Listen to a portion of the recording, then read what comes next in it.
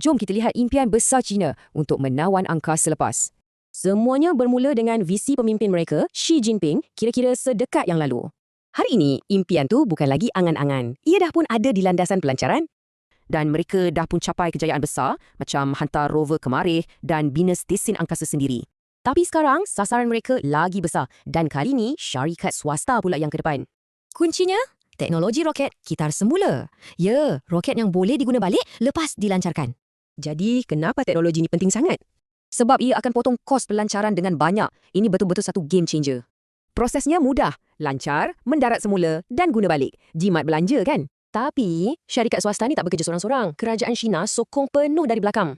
Kerajaan sediakan fasiliti, bagi dana, malah buka bidaan untuk projek-projek angkasa. Kat sini, kita nampak dua model yang sangat berbeza dalam perlumbaan ke angkasa.